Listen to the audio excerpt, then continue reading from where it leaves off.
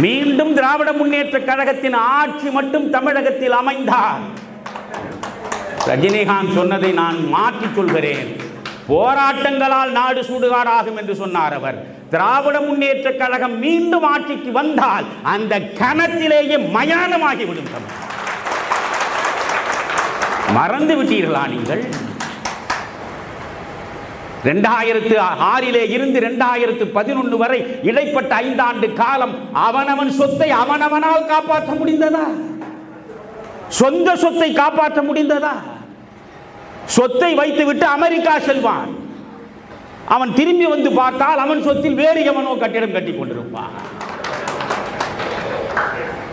எத்தனை ஆயிரம் ஏக்கர் நிலங்களை ஜெயலலிதா அந்த நிலம் மீட்பு சட்டத்தை கொண்டு வந்து திரும்ப கொடுத்தார் என்று உங்களுக்கு தெரியுமா? ஊரை அடித்து உலையில் போடுவதில் உங்களை விட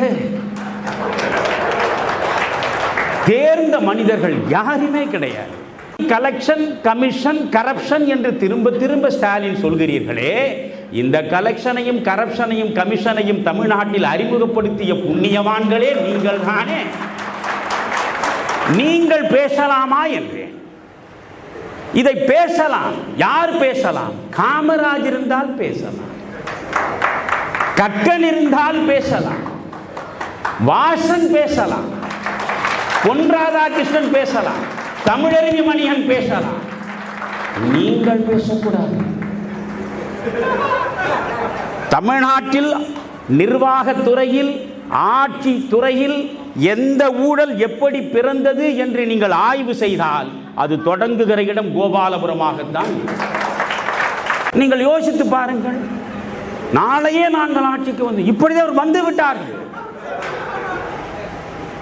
இன்றைக்கு தமிழ்நாட்டில் பெரும்பான்மையாக அவர்கள் உள்ளாட்சி அமைப்புகள் வந்து உட்கார்ந்து விட்டார்கள் என்றால் முடிவெடுத்து விடுங்கள், இனி உள்ளாட்சி அமைப்புகளில் எத்தனை கோலாகலங்கள் நடக்கப் போகின்றன என்பது. இவர்கள் எல்லாம் நாட்டிற்கு சேவை செய்ய வந்தவர்களா? யோசியுங்கள். இவர்களில் ஒருவராவது காந்தி உண்டா? ஒருவராவது காமராஜ் உண்டா? ஒருவராவது கக்கன் உண்டா?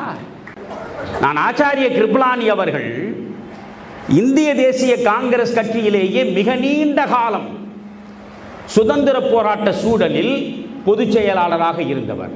அகில இந்திய காங்கிரஸ் கமிட்டியின் பொதுச் செயலாளராக நீண்ட காலம் இருந்தவர் ஆச்சாரிய கிருபலானி. நாடு விடுதலை பெற்ற பொழுது அவர்தான் இந்த இந்திய தேசிய காங்கிரசின் தலைவராக இருந்தார்.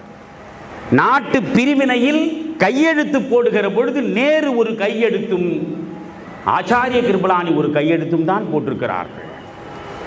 அந்த ஆச்சாரிய கிருபலானி 90 வயது கடந்து எம்ஜிஆர் ஆட்சியில் இருக்கிற பொழுது பிரபுதாஸ் பட்வாரி என்கிற காந்தியவாதி ஆளுநராக இருந்தார்.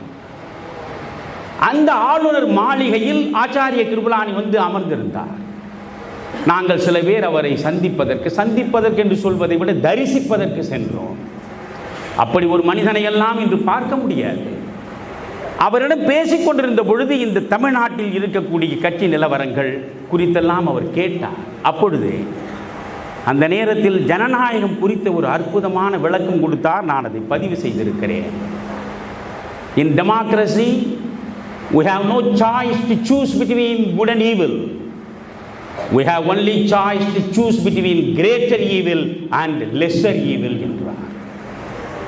இது நல்லது, இது கெட்டது என்று முழுவதுமாக ஒன்றை நல்லதென்றும் ஒன்றை கெட்டதென்றும் மனிதர்களிடையே பார்க்க முடியாத நிலையில் ஜனநாயகத்தில் நாம் என்ன செய்ய முடியும்?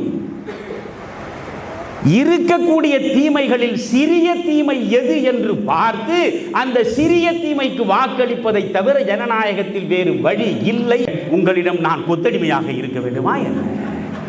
அதுதான் திராவிட முன்னேற்ற கழக கலாச்சாரம்.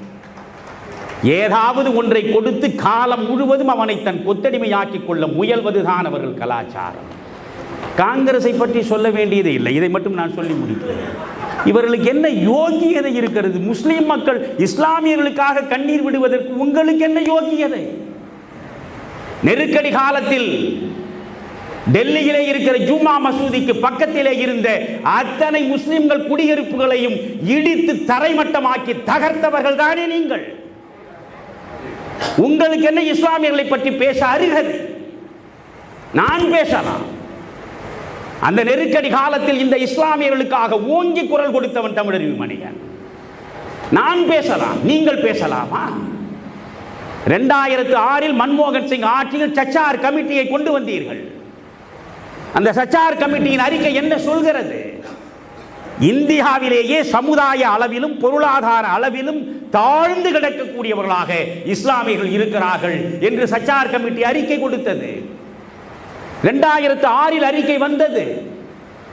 2010 இடைப்பட்ட 4 ஆண்டுகளில் அந்த அறிக்கையை வைத்துக் கொண்டு எத்தனை இஸ்லாமிய பெருமக்களின் வாழ்க்கை முன்னேறுவதற்கு என்னென்ன செய்தீர்கள் சொல்லுங்கள். ஒன்றும் செய்யவில்லை. நீங்கள் இந்திய அரசியலமைப்பு சட்டத்தையே மோடி தகர்க்கிறார் என்கிறீர்கள், அமித்ஷா நொறுக்குகிறார் என்கிறீர்கள். இந்திரா காந்தி செய்ததை விட வேறு எவன் செய்ய போகிறான்? நெருக்கடி கால கொடுமைகளை பற்றி உங்களில் எத்தனை பேருக்கு தெரியும்? இந்திரா காந்தியின் தேர்தல் செல்லாது என்று அலகாபாத் கோர்ட்டில் சின்ஹா தீர்ப்பு வழங்கினார். அந்த தீர்ப்பை இந்திரா காந்தி மதித்தாரா? அந்த தீர்ப்புக்கு தலை வணங்கினாரா? அந்த தீர்ப்பின்படி அவர் நாடாளுமன்ற உறுப்பினர் இல்லை. நாடாளுமன்ற உறுப்பினர் இல்லை என்றால் அவர் பிரதமர் நாற்காலில் அமர முடியாது. ஆனால் அவர் என்ன செய்தார்? நெருக்கடி நிலையை கொண்டு வந்தார். தன் நெருக்கடியை தீர்த்துக் கொள்வதற்கு தேசத்திற்கே நெருக்கடி நிலையை கொண்டு வந்தவர் இந்திரா காந்தி. நாடாளுமன்றத்தில் தனக்கு இருந்த பெரும்பான்மை, இன்றைக்கு இருக்கிற பெரும்பான்மை வைத்துக் கொண்டு பாஜக செய்கிறது என்று கோஷமிடுகிறீர்களே, அன்றைக்கு வைத்திருந்த பெரும்பான்மை வைத்துக் கொண்டு நீங்கள் என்ன செய்தீர்கள்? அரசியலமைப்பு சட்டத்தின் 38வது திருத்தம், 39வது திருத்தம், 42வது திருத்தம், தயவு செய்து மறுபடியும் அவற்றை எல்லாம் தேடி எடுத்து படித்து பாருங்கள். இந்திய அரசியல் அமைப்பு சட்டத்தின் அடிப்படையே தகர்த்தவர் இந்திரா காந்தி. நீங்கள் இந்த 38வது சட்ட திருத்தம், 39வது சட்ட திருத்தம், 42வது சட்ட திருத்தம் என்ன சொல்கிறது? நண்பர்களே, பிரதமர் சபாநாயகர் 2 பேருக்கும் எதிராக தேர்தல் வழக்கு தொடுப்பதற்கு அதிகாரம் இல்லை. அந்த தேர்தல் வழக்கை நீதிமன்றம் விசாரிக்க கூடாது. அப்படி என்றால் பிரதமரும் சபாநாயகரும் அரசியலமைப்பு சட்டத்திற்கு மேலே. இதுதான் அவர் கொண்டு வந்த திருத்தம். இது அரசியலமைப்பு சட்டத்தை நீங்கள் சாகடிக்கவில்லையா? யோசித்து பாருங்கள். அரசியலமைப்பு சட்டத்தின் basic structure of the constitution, fundamental rights, ஒவ்வொருவனுக்கும் கிடைத்திருக்கக்கூடிய அடிப்படை உரிமைகள். அந்த அடிப்படை உரிமைகளில் கூட நாங்கள் கை வைத்தால், நாடாளுமன்றம் கை வைத்தால், அதை தட்டி கேட்பதற்கு நீதிமன்றத்திற்கு தகுதி கிடையாது என்பதுதான் சட்ட திருத்தம். அதைவிட மோசமானது 42வது சட்ட திருத்தம். இந்தியாவில் உச்சபட்ச அதிகாரம் கொண்டது நாடாளுமன்றம் தான். நாடாளுமன்றம் நிறைவேற்றுகின்ற எந்த ஒன்றையும் நீதித்துறை மூக்கை நீட்டி மாற்றி அமைக்க முடியாது என்று இந்திய அரசியலமைப்பு சட்டத்தையே புரட்டி போட்டவர் தான் இந்திரா காந்தி. இவர்கள் தான் இன்றைக்கு அரசியலமைப்பு சட்டத்தை பற்றியும் அடிப்படை உரிமைகள் பற்றியும் பேசுகிறார்கள். நினைவில் வைத்துக் கொள்ளுங்கள். ஒரு எல்லா கட்சிகளும் கூட தேசிய ஜனநாயக கூட்டணியில் குடும்பமாக நின்று கொண்டிருக்கின்றோம். ஆனா இன்னைக்கு திமுகவை பார்த்தீங்கன்னா, இந்த கோயிலுக்கு வெளியே ஒரு தேங்காய் உடைச்சீங்கன்னா எப்படி சிதறுமோ அது போல திமுகவுடைய கூட்டணி சிதறி கிடக்குது, சிதறி கிடக்குது. அக்கா பிரேமலதா விஜயகாந்த் மேடையில் ஏத்துனீங்கன்னா, அக்கா கொஞ்சம் ஸ்டாலின் அண்ணன் பத்தி நல்லா சொல்லுங்கன்னா, பிரேமலதா விஜயகாந்த் அக்கா மைக் எடுத்து, எங்க அண்ணன் நல்லவர் தான், ஆனா கொஞ்சம் பாலியல் வன்கொடுமை, எங்க அண்ணன் நல்லவர் தான், கொஞ்சம் போதை பழக்கம். ஒரு படத்துல விவேக் சொல்லுவார், நான் நல்லவன் தான் எப்ப சரக்கு அடிப்பேன்னா கஞ்சா போடும் போது, எப்ப சரக்கு வாங்குவேன்னா பீடி குடிக்கும் போது. அந்த மாதிரி திராவிட முன்னேற்ற கழகத்தில் இருக்கக்கூடிய எல்லா தவறுகளையும் பிரேமலதாக்கா சொன்னாங்க. அன்னைக்கு தான் தெரிஞ்சது விஜயகாந்த் ஐயாவுடைய ஆவி பிரேமலதாக்கா உடம்புல பூந்திருச்சிருக்கிறது. விஜயகாந்த் ஐயாவுடைய ஆவி பிரேமலதாக்கா உடம்புல பூந்து சேலத்துல சொன்ன பிறகு முதலமைச்சர் சொல்லிட்டாரு, நான் இன்னை மேடைக்கு வரல, அப்படியே வாக்கிங் போயிட்டு அந்த டீயை குடிச்சுக்கிட்டு அப்படியே நான் பிரச்சாரம் பண்ணிட்டு 21ஆம் தேதி 5 மணி வரைக்கும் அப்படியே முடிச்சேன். அடுத்த நேரத்தில் காங்கிரஸ் ராகுல் காந்தி வந்தார். நாங்கள் ஒரே மேடையில் இருக்க மாட்டோம் என்று தெற்கிலே ராகுல் காந்தி, தமிழ்நாட்டினுடைய வடக்கு பகுதியிலே ஸ்டாலின் அவர்கள் ஒரு மேடையில கூட இல்லை. ஆனா ராகுல் காந்தி அவர்கள் பேச்ச மொழிபெயர்த்ததை பார்த்தீங்களா? செல்ல பெருந்தகை அவர்கள் மொழிபெயர்த்ததை பார்த்தீங்களா? அதை விட மோசமாக ஒரு மொழிபெயர்ப்பு ஒரு கட்சியை என்னோட வாழ்க்கையில் நான் பார்த்தது கிடையாது. காங்கிரஸ் எதிர்கட்சி தலைவர் பேசுவது மாநில தலைவருக்கு புரியல. அப்படி எப்படிங்க எப்பங்க நமக்கு புரியும்? நமக்கே புரியல. அதனால காங்கிரஸையும் நீங்கள் நிராகரிக்க வேண்டும். கம்யூனிஸ்ட் கட்சியினுடைய மாநில தலைவர் சண்முகம் அவர்கிட்ட போய் கேட்கிறாங்க, அண்ணே ஒரு ஊழல் கட்சியோட கூட்டணி வச்சிருக்கிறீங்களே. அதுக்கு சண்முகம் சொல்றாரு, தம்பி அதெல்லாம் நீ பேசக்கூடாது, பாஜக உள்ள வரக்கூடாதுன்னு தான் கூட்டணி வச்சிருக்கோம். ஆனா திமுக பண்ற ஊழலுக்கு நாங்கள் பொறுப்பேற்க மாட்டோம். அருமை சொந்தங்களே, இது பாத்தீங்கன்னா ஐயா, ஒரு தேங்காயை உடைச்சீங்கன்னா எப்படி சிதறுமோ அது போல திராவிட முன்னேற்ற கழகத்தினுடைய கூட்டணி கட்சிகள் எல்லாம் வணக்கம் திராவிட முன்னேற்ற கட்சிகளுடைய கூட்டணி கட்சிகள் எல்லாம் சிதறி கிடக்குது. ஆனா திமுக கார பேசுறதெல்லாம் கேட்டீங்கன்னா, சென்னைக்கு என்னங்க ஐயா பண்ணாங்க? 5000 கோடி ரூபாய் மழைநீர் வடிகாலுக்காக கொடுத்து எதுவும் செய்யல. கூவத்தை சுத்தம் பண்ற கலைஞர் கருணாநிதி ஐயா இருக்கும் போது கூவத்தை சுத்தம் பண்றேன்னு அவரு பணம் வாங்கினார். அதை பார்ப்பதற்கு மக்கள் சோதிப்பதற்கு வந்தாங்க. அன்னைக்கு கூவத்தை சுத்தம் பண்ணீங்க பார்க்கலாமான்னு. தம்பி கூவத்துக்குள்ள போயிடாதீங்க, முதலைகள் கடித்து வைத்து விடும்னு அந்த கூவத்தை அப்படியே வச்சிருக்காரு. இன்னைக்கு பையன் பார்த்தாரு, அப்பாதான் கூவத்து பேரு சொன்னாரு, நம்ம அடையாறு பேரு சொல்லுவோம்னு கடந்த 5 ஆண்டுகள்ல அடையாறை சுத்தம் செய்வதற்கு மட்டுமே 3000 கோடி ஆட்டையை போட்டிருக்காங்க. இதெல்லாம் நடந்து முடிஞ்சு நாமளே வெயில்ல முடியாம நிக்கிறோம். அன்னைக்கு கமலஹாசன் கிளம்பி நானும் பிரச்சாரம் பண்றேன்னு அவரும் கிளம்பி வந்திருக்காரு. அவரை யாரு வா வாங்கன்னு தமிழ்நாட்டில் கூப்பிட்டாங்க. வந்தோடனே சேகர் பாபு அண்ணன் வண்டியில் ஏத்திக்கிட்டு கமலஹாசன் சொல்றார், ராஜராஜ சோழனை விட அதிக குடமுழுக்கு சேகர் பாபு செஞ்சிருக்கிறார். ஐயா கமல் ஐயா, வாங்கின காசு கூவுனா போதும், எதுக்கு அதிகமா கூவுறீங்க? அவ்வளவுதான் கொடுத்தாங்க உங்களுக்கு, எதுக்கு தேவையில்லாத வேலை?